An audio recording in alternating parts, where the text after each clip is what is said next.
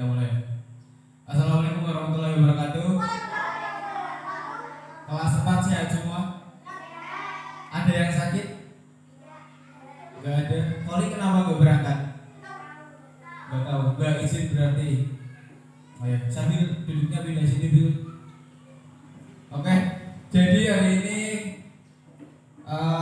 Pak Guru akan menyampaikan tentang pola hidup bersih dan sehat. Jadi materi ini sebenarnya juga masuk ke dalam materi PJOK. Biasanya PJOK di bab terakhir itu ada tentang pola hidup bersih dan sehat, ada gizi seimbang, ada kesehatan reproduksi. Itu biasanya masuk di bab terakhir pelajaran PJOK.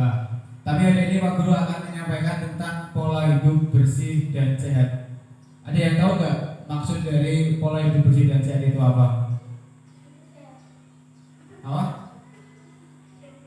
Hidup sehat, bener. Ya sama sih kalau judulnya. Ada yang tahu yang lain? Apa? Hidup bersih, ya boleh. Apa lagi? Ada yang tahu? Hah? Yang perempuan ada yang tahu nggak? Nafa? Nggak tahu? Oke. Jadi pola hidup bersih dan sehat itu adalah intinya itu bagaimana kalian menjalani hidup kalian dengan sehat. Ya, jadi untuk bisa sehat itu kalian harus apa aja? Biar sehat ngapain aja? Olahraga, makan makanan yang bergizi, minum air putih, apalagi tidur teratur atau istirahat yang cukup. Ya, itu adalah bagian agar hidup kalian itu bisa lebih sehat. Khususnya sekarang ini ya, karena sekarang ini kan sudah mulai masuk peralihan musim ya, dari musim panas ke musim hujan. Jadi kadang yang paginya panas banget kayak sekarang jam berapa ini?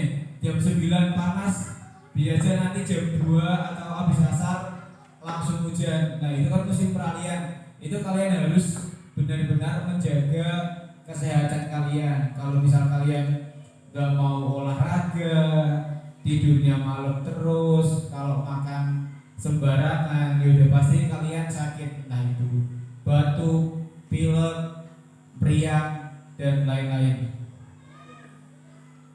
Oke, terus pola hidup bersih dan sehat atau disingkat PHBS. PHBS merupakan kependekan dari perilaku hidup bersih dan sehat.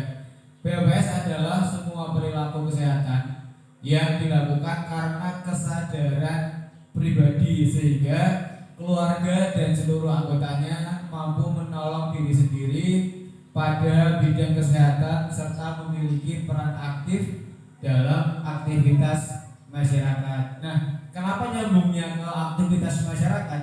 Karena kalau kalian sehat, terus di kampung kalian, di RT kalian itu ada kegiatan, kalian bisa ikut. Misal kemarin Agustusan, kalau kalian sakit kan nggak bisa ikut lomba-lomba, nggak ikut karnaval. Tapi kalau kalian sehat, kalian bisa ikut semua kegiatan yang ada.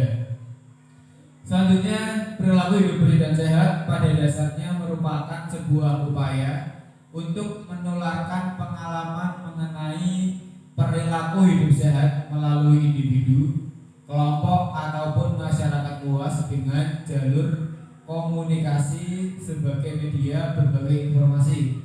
Manfaat PHBS yang paling utama adalah terciptanya masyarakat yang sadar kesehatan dan memiliki bekal pengetahuan dan kesadaran untuk menjalani perilaku hidup yang menjaga kebersihan dan memenuhi standar kegiatan. Oke, jadi nih sebuah upaya untuk menularkan pengalaman mengenai perilaku hidup sehat. Jadi kalau misal kalian nih kan pasti punya teman-teman yang biasa main bareng entah di sekolah ataupun di rumah. Kalau semisal ada satu anak yang nakal, pasti itu bakal keluar ke teman-teman yang lain. Misal di kelas Sabil suka ngomong kotor, ngomong jorok, ya kan? Pasti teman-temannya bakal ikut-ikutan ngomong seperti itu.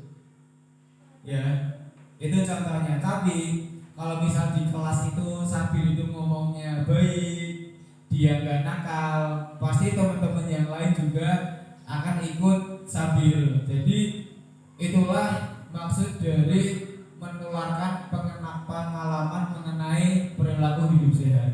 Jadi kalau misalnya ada satu anak yang makannya itu makan bergizi, tidurnya teratur, pasti di teman-teman kalian juga akan mengikuti hal yang sama juga.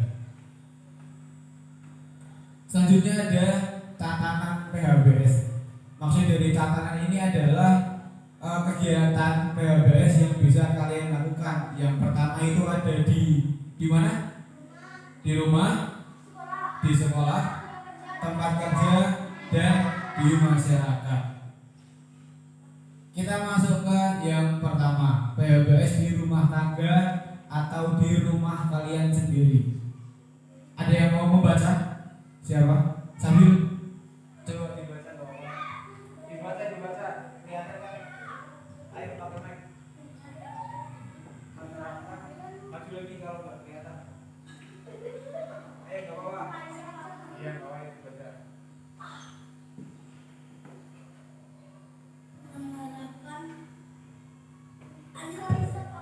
Siapa nama? Dibaca. Ini loh. Sini. Dibaca. Penerapan PHBS di rumah tangga tentu akan menciptakan keluarga sehat dan mampu meminimalisir masalah kesehatan. Manfaat PHBS di rumah tangga antara lain setiap anggota keluarga mampu meningkatkan kesejahteraan dan tidak mudah terkena penyakit. Rumah tangga sehat mampu meningkatkan produktivitas anggota rumah tangga dan manfaat PHBS rumah tangga selanjutnya adalah anggota keluarga terbiasa untuk menerapkan pola hidup sehat dan anak dapat tumbuh sehat dan tercukupi gizi. Terima kasih Umam. Jadi maksud PHBS di rumah tangga atau di rumah itu adalah menciptakan suatu perilaku yang bagus yang sehat di keluarga kalian, karena itu akan mempengaruhi tingkat kesejahteraan. Maksud kesejahteraan ini itu apa? Jadi maksudnya itu adalah misal satu keluarga ini kalau di rumah berapa bersaudara? 5. Terus ada berapa lagi? Ada yang 4, mungkin ada yang 3, ada yang 2, mungkin macam-macam ya. Jadi kalau di rumah itu nanti ada yang sakit, kalau sakit pasti butuh biaya periksa, butuh biaya berobat. Jadi kalau misal di rumah itu tidak melakukan PHBS atau belum tercipta perilaku yang baik, maka pasti ada yang sakit terus. Entah itu anak yang pertama sakit, periksa ke dokter, bayar. Terus misal baul sakit, priak, masuk angin misal, periksa, bayar, beli obat, bayar lagi. Itu adalah maksud dari kesejahteraan. Jadi kalau misal satu keluarga itu isinya sehat semua, otomatis nggak sakit. Kalau nggak sakit berarti nggak mengeluarkan biaya untuk periksa kesehatan. Gitu. Jadi itu adalah pentingnya perilaku hidup sehat di kalangan rumah kalian sendiri, itu sangat penting. Lalu yang kedua adalah PHBS di sekolah. PHBS di sekolah merupakan kegiatan memberdayakan siswa, guru dan masyarakat lingkungan sekolah untuk mau melakukan pola hidup sehat, untuk menciptakan sekolah yang sehat. Manfaat PHBS di sekolah adalah untuk menciptakan lingkungan yang bersih dan sehat, meningkatkan proses belajar mengajar para siswa, guru hingga masyarakat lingkungan sekolah agar menjadi sehat. Contohnya PHBS di sekolah yang paling gampang itu adalah kebersihan sekolah. Coba sekarang yang nggak pernah piket siapa? Siapa? Sabil mesti. Oh, Andrea mesti ratau piket. Ya, itu adalah salah satu contoh perilaku di sekolah. Sama itu juga menular ke teman-teman lain. Misal jadwal dikit hari ini siapa? Baul, Nafa, terus Oli, terus Sabil. Udah berempat ya. Jadi misal ya berempat itu yang harusnya bersih-bersih kelas. Misal ada satu Sabil sama Baul misal. Sabil sama Baul itu males kalau pulang sekolah langsung pulang, nggak mau nyapu dulu. Pasti Nafa jadi ikutan males, ya kan, karena ada temennya yang nggak ikut piket. Nah itu adalah pentingnya kesadaran diri kalian sendiri. Jadi diusahakan kalau misal ada kebersihan, ikut kebersihan di kelas, kalau nggak di kantin, misal jajan yang ada bungkusnya dibuangnya sembarangan, itu adalah salah satu contoh perilaku yang buruk yang kalian lakukan. Berarti perilaku yang baik itu seperti apa kalau di sekolah? Buang sampah di tempatnya, terus ikut piket, apalagi ikut kerja bakti, makhluk pinter. Itu adalah beberapa contoh PHBS yang dapat kalian lakukan di sekolah. Selanjutnya di masyarakat. Yang mau baca, maju kata. Baca yang keras. Manfaat PHBS di masyarakat adalah masyarakat mampu menciptakan lingkungan sehat, mencegah penyebaran penyakit. Masyarakat memanfaatkan pelayanan fasilitas kesehatan dan mampu mengembangkan kesehatan yang bersumber dari masyarakat. Terima kasih saja. Jadi PHBS di masyarakat ini sebenarnya nggak beda jauh dengan PHBS di sekolah. Intinya kalau ada bersih-bersih di RT kalian, itu bersih-bersih, terus ikut mencegah penyebaran penyakit. Itu kan kalau kalian bersih-bersih, lingkungan bersih, otomatis nyamuk nggak ada. Kalau misal lingkungan kotor, nanti banyak nyamuk, nanti digigit nyamuk bisa demam berdarah. Itu adalah salah satu contoh PHBS yang bisa dilakukan di masyarakat. Selanjutnya adalah contoh perilaku PHBS yang bisa kalian lakukan. Yang pertama adalah apa?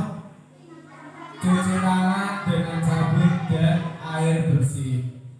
Praktek ini merupakan langkah yang berkaitan dengan kebersihan diri sekaligus langkah pencegahan penularan berbagai jenis penyakit. Berkat tangan yang bersih dan bebas kuman, kebiasaan mencuci tangan sebenarnya bukan hanya perlu dibiasakan sejak masa pandemi saja atau masa COVID kemarin saja. Rutinitas ini menjadi salah satu langkah yang paling sederhana yang bisa dikendalikan agar tubuh terhindar dari kuman dan bakteri yang berbahaya bagi tubuh. Jadi biasakan untuk mencuci tangan dengan sabun dan air mengalir, terutama sebelum makan. Itu bisa diterapkan di sekolah. Misal kalian mau jajan di kantin, pas mau makan cuci tangan dulu, setelah makan cuci tangan lagi. Misal yang laki-laki habis olahraga, entah voli atau main sepak bola, kalau udah selesai mau masuk kelas cuci tangan lagi. Jadi tangan kalian itu bersih terus, gak ada kuman gitu. Selanjutnya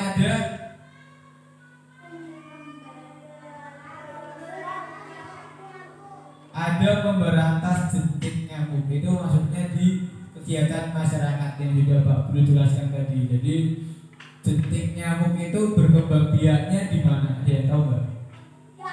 Di air, di genangan air yang enggak dibersihkan. Jadi itu pun di kelas juga sama. Jadi misal di kelas kalian itu ada air yang menggenang tapi nggak pernah dibersihkan, otomatis itu akan menjadi sarang nyamuk, sarang jentik nyamuk yang nanti akan berkembang di kelas kalian. Apalagi di sekolah itu yang paling banyak jentik nyamuk itu di kelas 6 Karena di kelas 6 kan sebelahan sama toilet otomatis ada airnya. Nah kalau di toilet airnya nggak pernah dibersihkan, kalian nggak mau ikut membantu membersihkan, otomatis itu jadi sarang jentik nyamuk yang nantinya akan menjadi penyakit untuk kita sendiri. Jadi kita harus menjaga kebersihan lingkungan kita. Selanjutnya ada apa? Konsumsi buah dan sayur. Ada yang mau baca? Ada apa? Masih Pak atau apa? Cuma sedikit.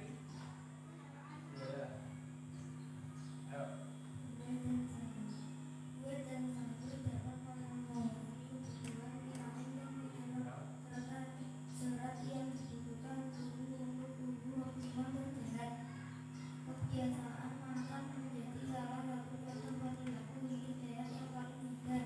Cara ini sangat sederhana namun dapat dibiasakan oleh diri sendiri dan seluruh anggota keluarga. Selain asupan mendaging sayur dan buah-buahan yang mengandung banyak manfaat, konsumsi buah dan sayur juga relatif lebih hemat tetapi jika menghemat di rumah. Terima kasih Mas Dava. Jadi konsumsi buah dan sayur. Di sini ada yang nggak suka sayur? Siapa? Nafa, Baul. Siapa lagi yang nggak suka sayur? Siapa namanya ini? Panggil dulu Pak. No. Ya, itu adalah salah satu cara kalian menjaga kesehatan badan kita, itu dengan konsumsi buah dan sayur. Kenapa harus buah dan sayur? Karena di dalam buah dan sayur itu ada banyak sekali vitamin yang terkandung di dalamnya. Iya, vitamin punya semua vitamin itu ada di buah dan sayur, termasuk serat juga ada di dalam buah dan sayur. Itu sangat membantu kesehatan kalian. Jadi buat yang nggak doyan Baul, Nafa sama Nok, ya diusahakan pelan-pelan ikut masak sayur, ikut makan sayur kalau di rumah. Misal ibu di rumah beli atau masak sayur, dimakan dikit dulu nggak apa-apa. Nanti lama-lama pasti jadi doyan karena buah dan sayur itu sangat penting. Selanjutnya ada apa? Melakukan aktivitas fisik setiap hari. Itu maksudnya apa? Olahraga, betul sekali. Contoh yang paling gampang itu olahraga, terus membantu orang tua kalian di rumah itu termasuk aktivitas fisik setiap hari. Misal kalian disuruh nyapu, ya itu kan tubuh kalian bergerak, itu sudah masuk di aktivitas fisik. Misal ngepel atau membersihkan kamar, itu termasuk aktivitas fisik. Jadi kalau di rumah itu jangan cuma diem di rumah, jangan cuma tidur. Nanti kalau di rumah cuma tidur terus pasti nanti badannya nggak sehat karena nggak pernah olahraga. Selanjutnya ada tidak merokok. Coba dibaca bareng-bareng.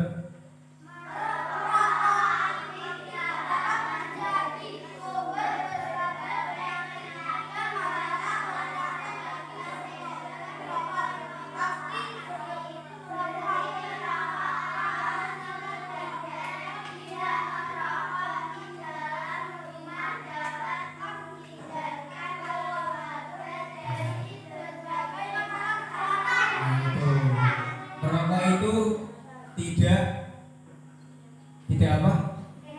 Tidak sehat, tidak apa lagi? Tidak boleh merokok, tidak baik apalagi untuk anak sekolah seperti kalian. Karena di umur kalian ini, umur SD kelas 1 sampai 6 itu adalah masa-masa yang sangat bagus untuk pertumbuhan kalian. Jadi itulah pentingnya PHBS.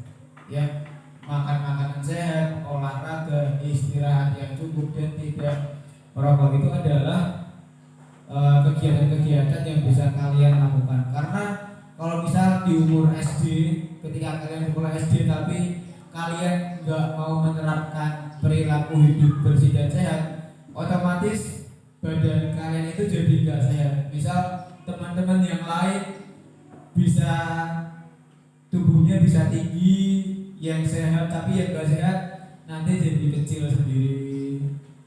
Terus yang lain badannya bisa berisi, kalian kurus banget. Itu adalah salah satu dampak dari kalian tidak mau untuk hidup sehat. Selanjutnya, manfaat PHBS. Yang pertama adalah apa? Lebih bersemangat. Jadi kalau badan kalian sehat, kalian seger, otomatis kalau sekolah itu kalian semangat, nggak ngantuk. Kalau misal yang di sekolah ngantukan, itu mesti nggak sehat. Apalagi pagi-pagi jam 7 berangkat, jam 8 pelajaran kok ngantuk, itu adalah salah satu tanda kalian itu badannya nggak sehat, nggak segar. Mungkin kalian istirahatnya kurang, biasanya main game sampai malam, Adrian mulai angop-angop baru dikasih tahu, ya. Terus yang kedua ada apa? Terhindar dari penyakit. Ini juga perlu dijelaskan. Kalau kalian mau olahraga, mau makan bergizi, mau istirahat, otomatis kalian akan terhindar dari berbagai penyakit. Selanjutnya ada menjaga berat badan. Nah, kalau kalian rajin olahraga, otomatis badannya itu apa? Berat badannya itu terjaga bagus, nggak berlebihan seperti itu. Maksud dari berat badan ini tuh nggak cuma yang badannya gemuk itu enggak, tapi yang terlalu kurus juga sama. Jadi badan kalian itu bisa ideal. Selanjutnya ada meningkatkan produktivitas. Itu menyambung dengan tadi yang pertama, lebih bersemangat. Kalau kalian sekolah badannya sehat, seger, otomatis ketika pelajaran kalian bisa fokus mendengarkan penjelasan dari bapak ibu guru kalian. Terus thank you, terima kasih. Jadi itu adalah berbagai macam perilaku hidup sehat, dari bagaimana kalian melaksanakannya sampai yang terakhir ada apa tadi? Manfaat terakhir, thank you. Ya, jadi kalian udah tahu untuk hidup sehat kalian perlu apa aja? Kok perlu thank you? Biar sehat olahraga, makan makanan bergizi, tidur yang teratur, cuci tangan, apa? Minum air putih, istirahat yang teratur atau cukup, apa lagi? Satu lagi, makan. Ya, jadi apa? Yang satu makan titik-titik dan titik-titik. Makan sayur dan buah itu sangat penting untuk kalian, untuk perkembangan kalian di umur kalian SD ini. Mungkin cukup yang mau yang Pak Guru jelaskan mengenai PHBS. Ada yang mau tanya? Gak ada? Thank you. Gak ada ya? Sambil menanya? Kok sambil ngomong? Thank you. Oke, kalau nggak ada yang ditanyakan, terima kasih. Semoga apa yang Pak Guru sampaikan bisa bermanfaat untuk kalian, bisa terapkan kalian dalam kehidupan sehari-hari. Ya, terima kasih. Pak Guru. Wassalamualaikum warahmatullahi wabarakatuh.